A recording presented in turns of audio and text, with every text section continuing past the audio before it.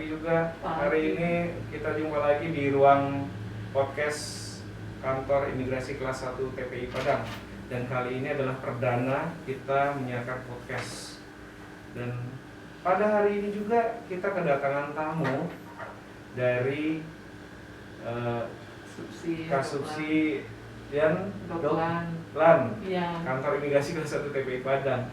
Nah, ini kakak Kasubsinya Ibu Fauzia. Iya. Kita manggil Ama nih, Mas. Ama ya. Ya, banyak sih pertanyaan-pertanyaan mengenai paspor, dokumen perjalanan. Ya. Mungkin kita bisa bahas hari ini bersama Ibu Pau. Iya. Ada Bu Pau? Sehat? Sehat, alhamdulillah. Alhamdulillah. Gimana puasa lancar ya, Bu? Puasa lancar. Puasa lancar ya? Iyalah. Harus. Ya, kita menerapkan protokol kesehatan. Kita jaga jarak, menggunakan masker. Bagaimana, Bu, di kantor imigrasi kelas 1 TPI Padang nih? Oh, kenalkan dulu, diperkenalkan dulu dong dirinya. Iyalah, harus perkenalkan ya. Ya, saya Fauzia, jabatan di Kasubsi Dokumen Perjalanan ya, di kantor imigrasi kelas 1 Padang. Jadi pertanyaannya tadi gimana? Ya, bagaimana kondisi pelayanan paspor di... Oh iya. Kalau lihat kondisinya ya sangat menurun sekali, Kak Cesar. Jauh sekali. Karena apa ya? Sebelum pandemi itu kita rata-rata permohonan paspor itu sehari itu 150-an ke atas saya. Iya. Oh. Nah, karena setelah pandemi, karena memang menyusutnya ini pemohon, dan lagi juga kuota dikurangi karena keberadaan pegawai kan 50% kehadiran WFO kan. Jadi dengan itu terus juga kuota dikurangin jadi 48 dari 120 kuota apapun. Nah, dari 48 itu paling-paling 20 orang itu sehari pemohon paspor. Iya, 10 sampai 20 orang. Jadi sangat menurun sekali kondisinya. Gitu. Drastis ya, Bu? Hah? Drastis? Iyalah, kenyataannya seperti itu. Terus orang dari 150 turun menjadi 10-15 sehari itu? Iya. Waduh, itu penyebabnya apa, Bu? Ya penyebabnya ya mungkin karena situasi kondisi sekarang karena pandemi ya. Karena orang berangkat ke luar negeri juga tidak bisa kan. Karena kan kita lockdown ya bandaranya. Oh, bandara tidak ada penerbangan Iya. Tidak ada penerbangan. Iya, tidak ada penerbangan. Pertama kan masyarakat Sumatera Barat ini paling banyak itu pemohon itu pertama umroh. Kedua itu hubungan keluarga ke Malaysia. Oh. Nah, ketika ke wisata, istilahnya antara ASEAN itu. Jadi kan ada penerbangan otomatis kan pemohon menurun. Ya kan? Itu. Pemohon menurun. Berarti latar belakang itu mempengaruhi dengan jumlah pemohon yang memproses paspor sekarang saat ini gitu.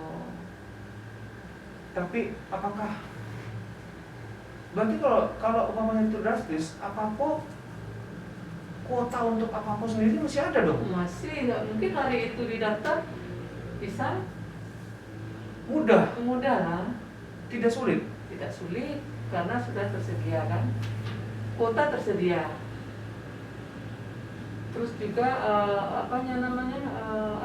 apapun itu bisa diakses. Tidak sulit, bisa diakses. Iya. Orang datang aja bisa akses langsung dapat kuota. Bisa. Iya, secara logika betul ya, karena 100 berapa kuotanya tepat? Kalau kuota apapun itu sebelumnya kan 120. Dari 120 karena kita bisa mencapai 150 karena kita ada fasilitas untuk disabel itu di atas itu kan 30 orang. Jadi berarti 150 sehari. Kuota apapun 120. Nah sekarang itu kuota apapun itu 48 Oh, sehari. berarti sangat memungkinkan ketika masyarakat Mungkin itu kan datang hari untuk itu juga dia mendaftarkan diri untuk apapun istilahnya, untuk membuat paspor gitu. easy, very easy, sangat mudah. Oke, kita potong, kita ikhlas sejenak. Oke, kita kembali lagi. Berarti sangat mudah ya membuat paspor di masa pandemi ini. Perpanjangan atau memperpanjang atau habis masa berlaku, pembuatan habis masa berlaku. Karena banyak sekali penggunaan orang perpanjang kilometer. Iya. Kalau dulu Perpanjang kilometer. istilah sebelum itu digunakan sekarang. Karena kita sistem paspor sekarang kan penggantian. Penggantian. Ya, penggantian dengan yang baru kan habis berlaku. Jadi kalau prosesnya itu sangat mudah sekali, apalagi kalau paspor yang pembuatannya itu dari 2009 ke atas, itu cukup dengan KTP saja persyaratannya. Nah kalau dia pembuatannya 2008 ke bawah, persyaratannya sama dengan kita memohon yang baru, KTP, akte kelahiran, KK. Akte kelahiran bisa diganti dengan ijazah atau buku nikah. Nah, lampirkan paspor lamanya gitu. Lampirkan paspor lama, hanya seperti itu. Iya, seperti itu. Kemudian kalau ada perbedaan data?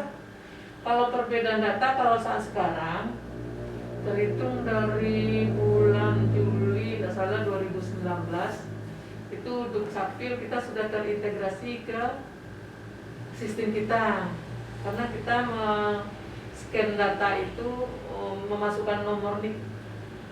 Jadi tidak boleh berbeda. Kalau ada perbedaan kita mungkin menyuruh orangnya untuk ke Dukcapil untuk menyamakan atau mengganti KTP-nya yang berbeda dengan paspor, atau kalau mereka dia mengganti paspor, dia mungkin menyelesaikan persyaratan yang diperbarui itu untuk diadakan mungkin di Bapen kali ya, di Wasdaki. Jadi udah sesuai namanya dengan KTP yang dipegang sekarang. Tapi seandainya dia datanya itu sesuai dengan paspor lama, ya dia ganti KTP-nya di Dukcapil gitu. Tetap menerapkan kehati-hatian dalam kemudahan ini ya. Ya, tetap. Ada kemudahan, ada juga artinya. Nah, unsur-unsur kita untuk para petugas wawancara itu kan tetap melaksanakan kehati-hatian itu. Pertama, penegakan hukum seperti itu kan. Jadi untuk menseleksi orang-orang yang memohon paspor itu supaya betul-betul sesuai dengan tujuannya gitu, paspor. Seperti kan kemarin ada pemohon yang namanya dia bekerja, maksudnya bekerja, tapi dia persyaratannya itu cuma persyaratan biasa, KTP, KK, akte kelahiran. Nah kita akan menyarankan dia mana surat untuk maksud bekerjanya kan ke dinas tenaga kerja misalnya kan gitu, atau ke seandainya dia bekerja sebagai formal ya kerja TKI, kita sarankan begitu. Jadi dia itu resmi. Daripada dia sekarang kan banyak yang ilegal dari ini. Ya. Karena sekarang itu sudah ada aplikasi baru, maksudnya kalau TKI itu atau PMI sekarang namanya PMI ya, Pekerja Migran Indonesia, itu kalau dia resmi sudah ada nomor PMI namanya, calon pekerja migran Indonesia, nomor ID-nya. Jadi harus masuk di aplikasi kita. Kalau nggak ada nomor ID nggak bisa. Nggak bisa. Iya, nggak lanjut. Itu filternya memang ketat iya, sekali. Filternya, iya. Ketat sekali ya. Iya, ketat. Balik lagi pandemi tetap mengatakan memang tetap harus ketat, aplikasi tetap harus jalan sesuai dengan dan tetap ada proses adjudikator ya. Atau pemeriksaan lebih lanjut. Kemudian bagi saat ini kan gini, mungkin kalau saya menyarankan ke keluarga saya atau saya pribadi miliki paspor Jangan istilahnya sifat terburu-buru, tergesa-gesa ketika mau berangkat baru memiliki paspor. Mungkin ini saat yang tepat ya ketika membuat paspor di saat yang mungkin tadi dengan mudahnya mengakses apapun, kemudian kuota juga masih tersedia, itu mungkin saat yang tepat untuk memiliki jaga-jaga ya. Mungkin jaga-jaga dulu lah punya paspor, punya dokumen perjalanan itu ya. Lagi masa berlakunya 5 tahun ya. Baik Bu, itu kita break dulu sejenak. Kita lanjutkan setelah pesan-pesan berikut. Tadi kita bicara masalah ketat ya, masih ketat dalam hal pemeriksaan berkas-berkas. Sekarang kita bicara masalah inovasi dan inovasi. Inovasi apa Bu yang ada di seksi Bu? Nah, sekarang itu kita melaksanakan inovasi yang dirintis oleh Direktorat Jenderal Imigrasi, yaitu Easy Passport. Nah, inovasi kedua ya dari kantor kita ya, itu namanya Impus. Imigrasi Masuk Kampus. Easy Passport. Sesuai dengan namanya, easy. Cepat. Easy. Mudah. Dan mudah. Kemudahan. Apa ini Easy Passport? Ya, mudahnya dilihat dari pertama tidak melalui apapun. Oke. Kedua, petugas mendatangi lokasi. Ketiga, bentuknya berupa kumpulan dari minimal ya 50 orang ya yang diajukan ke imigrasi.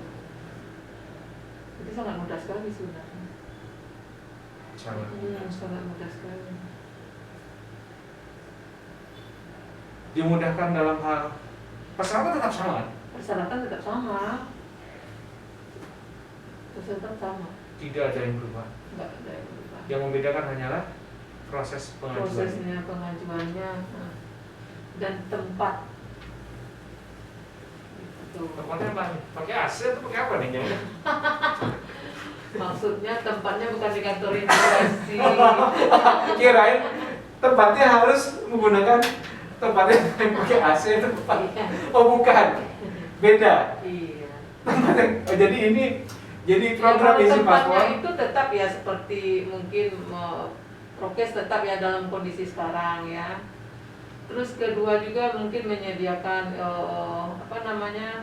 sebagaimana layaknya untuk pengambilan foto atau segala macam ya disediakan oleh pemohon sendiri tempatnya gitu.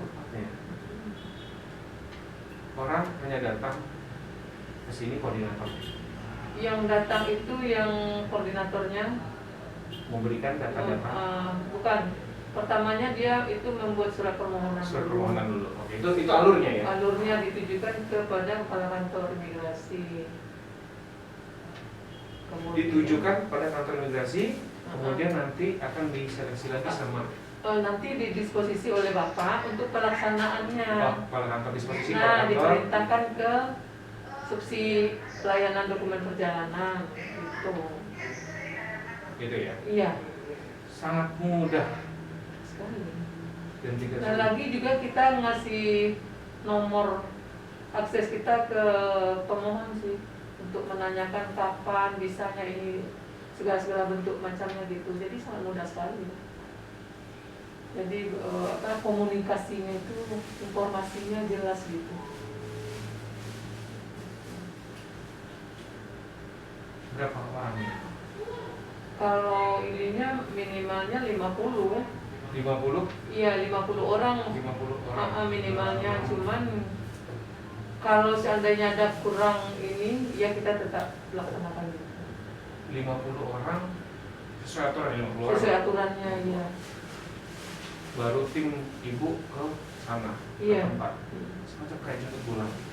Jemput bola sebenarnya, tapi ya namanya ini dengan Easy Passport. Iya. Tetap menggunakan protokol kesehatan. Iya, tetap. Sejauh ini sudah berapa tempat?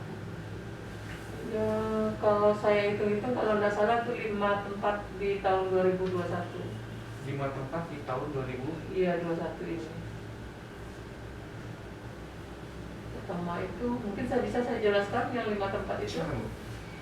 Yang pertama itu di LPK Lembaga Pendidikan ya, di LPK Sokora Mekar yang ada di Kuranci.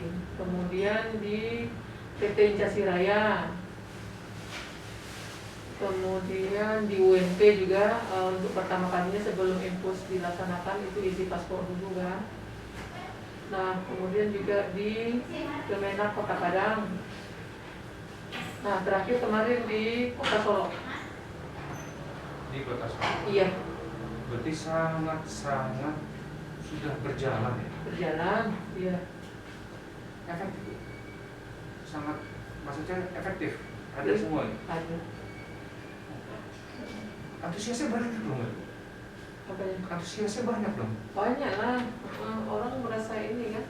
Sangat dibantu. Iya, sangat terbantu, sangat mudah, dan juga waktunya itu tidak makan lama karena tidak datang ke kantor imigrasi ya. Kita yang datang ke sana. Boleh nggak on the spot, Pak? Misalnya ini kita bikin isi paspor, ya, lagi isi paspor, tiba-tiba ada pemohon yang datang langsung ke sana, boleh nggak? Atau sesuai dengan data? Sesuai dengan data. Oh, sesuai dengan data. Pemohon Artinya, suratnya dengan data lampirannya gitu, ya. apabila ditemukan tidak sesuai, Ya nanti bikin maka akan juga dilarang ya, iya, tidak boleh ya. iya, Hanya based on iya, list. iya, Itu yang didaftarkan, Iya, itu iya. saja yang dilayani. iya. Berarti tadi ada perusahaan, ada sekolah, Kumpulan, perkumpulan, komunitas, iya, komunitas ya. gunakan protokol kesehatan ya. Iya. Baik. Itu nanti pendaftaran kemana? Cukup datang aja ke kantor imigrasi, ketemu dengan Infom. Nah kalau suratnya itu tetap berlaku Tetap. seperti surat dinas biasa, Resmi yang ya. memasukkan resmi. Nanti kan kepala kantor sudah mendisposisi dan menunjuk ke subsidi pelayanan dokumen perjalanan, otomatis kita kan melaksanakan tugas tersebut dengan mungkin lewat telepon, karena juga ada menyerahkan nomor teleponnya atau gimana, kita menghubungi mereka. Istilahnya menghubungi mereka itu untuk segera menyelesaikan mempersiapkan persyaratannya gitu, apa saja ya. Malahan kita mungkin memberikan dia brosur, berupa brosur, ada brosur. Iya, untuk persyaratan paspornya. Jadi memang dipastikan ketika petugas ke sana persyaratan sudah lengkap. Iya, sudah lengkap. Dan tidak ada artinya perubahan-perubahan apapun, Iya, tidak ada. iya. Lengkap. Iya. Ada mungkin tidak lengkapan itu beberapa orang, itulah makanya jumlah itu bisa berkurang. Kendalanya selama ini? Ya, kendalanya bagi kita ya karena ketidaklengkapan itu kita memberikan informasi lagi ke pemohon untuk segera diperbaiki kekurangan lengkapannya itu gitu. Baik. Gitu ya. Aduh. Baik Bu, Iya. kita putus dulu, sambung lagi. Kita sambung lagi. Masih di ruang podcast, baik lagi masih dengan Ibu Pau. Kita bahas dengan masih bahas paspor ya. Iya. Baik, kita bahas sekarang. Bu, tadi kita ngebahas masalah isi paspor. Sekarang, tadi yang kedua Ibu sebutkan ada program atau inovasi baru lagi terkait dengan imigrasi masuk kampus. Iya. Ini apa nih Bu? Apakah imigrasinya masuk kampus tuh bawa rombongan kita masuk kampus gitu? Apa seperti apa? Lucu sekali namanya ini, imigrasi masuk kampus. Maksudnya apakah ini ada pelayanan di sana? Iya, pelayanannya lah. Pelayanan mungkin maksudnya. Iya. Sekarang imigrasi masuk kampus apa nih? Jadi namanya itu kan gitu ya. Apakah nama itu kan sulit juga loh. itu dia, makanya menarik sekali namanya imigrasi masuk kampus. Imigrasi masuk kampus, imigrasinya masuk kampus, mungkin buka kantor di sana. Atau kantornya masuk kampus itu. Atau ibu paling masuk kampus, sekolah lagi. Iya, sekolah lagi deh. Aduh, gimana Bu? Nah, imigrasi masuk kampus ini memang sudah tercetus sebelumnya, sebelum kita melaksanakan gitu ya. Nah, kemarin itu udah diadain MOU ya dengan pihak UNP ya, dari sama imigrasi untuk pelaksanaan pelayanan paspor di UNP. Nah, jadi sesuai dengan kerjasama itu, kita mengadakan pelayanan paspor itu di UNP itu setiap hari Selasa, setiap minggu gitu. Nah, kita sudah melaksanakan sebanyak 2 kali di UNP gitu. Masuk kampus berarti siapa yang ya, jadi mungkin sasarannya di sana ya kita layani itu Sivitas Akademika UNP, ya mahasiswanya, dosen, sama karyawan-karyawannya gitu. Orang luar enggak, hanya itu aja. Iya, menunjukkan syaratnya adalah mungkin kartu mahasiswa atau kartu pegawai sana ya. Atau diseleksi sama iya, sama itu pihak kampus. Iya, pihak kampusnya. Universitas Negeri Padang. Itu nggak ada kuota atau ada kuota? Nggak, tanpa kuota, cuman kita dibatasi dengan jam waktu aja. Jam waktu. Dari jam 8 sampai jam 3. Jam 8 sampai jam 3. Itu aja waktunya. Iya. Hanya dibatasi waktu. Iya. Sama lah kayak kita jam kerja istilahnya, jadi jumlahnya enggak. Jadi kalau kita kan ada kuota ya, situ enggak salah itu 40 enggak salah kuotanya. Kuota 40 enggak salah ya. 40 ya. Itu di mana? Di gedung mana? Di gedung tempat di aula. Apa namanya? Itu rektorat. Iya, di gedung rektorat. Iya. Berarti orang tidak perlu lagi rapat-rapat, hanya iya, wall in itu. Oke, datang langsung. Khusus untuk Sivitas Akademika UNP. Iya. Itu kenapa dia bilang universitas imigrasi masuk kampus. Karena UNP kan impus. Oh, impus iya, ya. imigrasi masuk. Kronim impus imigrasi masuk kampus. Itulah program layanan yang terbaru di layanan inovatif. Persyaratan sama? Tetap kalau persyaratan tidak ada perbedaan. Tidak ada kemudahan. Karena itu adalah baku. Itu adalah baku, ya. Baku artinya harus sesuai dengan peraturan. Ya, Permen. Kalau misalnya hari keberapa? Ada tentuan hari keberapa untuk mendaftar ke sana? Maksudnya? Kalau Misalnya saya orang mahasiswa datang ke sana, datang langsung atau ada ketentuan hari sebelumnya saya harus mendaftar? Mungkin bisa mendaftarkan atau menginformasikan ke saudari Tika namanya. Oh, di sana ada staff di kampusnya sana. Ya. Rektorat. Iya, di rektorat. Iya, rektorat. Itu sama, ibu juga bawa tim ke sana ya? Iya. Jemput bola juga sebenarnya? Jemput bola sama. Jadi sebutan imigrasi. Intinya juga jemput bola sama isi paspor. Impus sama. Tapi ini imigrasi masuk kampus. Iya. Impus. Iya, cuman kan kalau di Impus kita ini tiap hari Selasa ada di. Oh, hari Selasa gue? Iya, tiap hari Selasa. Hari Selasa. Cuman kemarin ada Selasa berapa minggu ini kemarin, menurut informasi Sitika itu kan tidak terlaksana karena dia lockdown ya. Karena situasi kondisinya, makanya kita melaksanakan baru 2 kali di sana. Baru melaksanakan 2 kali ya, karena memang posisi kampusnya memang sedang ditutup karena ada penyebaran. Iya gitu. Ya tetap jaga ya, protokol kesehatan juga. Iya. Jaga kesehatan. Jaga juga ya. Iya. Lalu apakah dengan, sekarang saya bicara layanan ibu, nggak bicara masalah impus aja, tapi di kantor ini maupun di luar, hal antisipasi dari ibu dan teman-teman di atas terkait di Dokcal ya, terkait layanan, hal apa saja diantisipasi untuk mencegah penyebaran ibu? Penyebaran COVID ya? Oh iya, itu kita kan dari sudah ada prasarana semuanya sudah dipasang. Iya, skat itu. Kemudian juga kita sudah melaksanakan ini juga ya, mencuci tangan, mengecek suhu ya. Iya, suhu segala macam.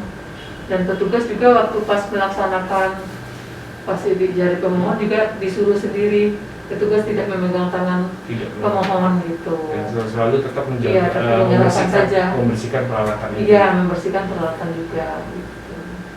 Malam juga diinspektan ya. Iya, Jadi disemprot. sebenarnya pemohon juga tidak perlu khawatir ya. Enggak, iya. Dari Bahkan dijaga-jaga juga. tetap harus jaga-jaga ya. Iya. Kita nggak tahu ya. Hmm. Terus kemudian apakah selama ini saya agak tertarik nih Bu, ada kendala nggak sih Bu?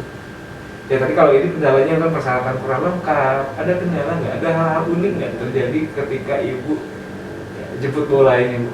Dengan selama isi paspor maupun IPUS itu ada nggak? Sepanjang ini nggak ada. Nggak ada. Nggak ada. Nggak ada. Berarti hal menarik. Pada umumnya nggak ada ya. nggak ada. Semua sangat berjalan dengan lancar. Iya. Terima kasih banyak nih Iya. obrolan santai pagi ini, singkat, ringkas, jelas, mudah-mudahan dapat intinya Ilmunya. informasinya dapat ya, mudah-mudahan berguna buat masyarakat umum nih. Baik, terima kasih. Hari ini cukup podcast kita. Podcast hari ini benar-benar podcast pertama, perdana. Jadi memang Bu ini bikin kantor imigrasi kelas 1 TPI Padang punya juga inovasi, nggak kalah sama dan kita punya ruang podcast ini, makanya kita pergunakan ruang podcast ini. Ini pertama. Yang pertama, ya mudah-mudahan ini akan membantu masyarakat bisa mendapatkan informasi keimigrasi. Iya. Baik, terima kasih Bu Pa. Terima kasih ya para penonton. Jangan lupa like and subscribe kantor imigrasi kelas 1 TPI Padang di YouTube maupun Instagramnya ya. Oke, tetap saksikan, tetap semangat, puasanya jaga.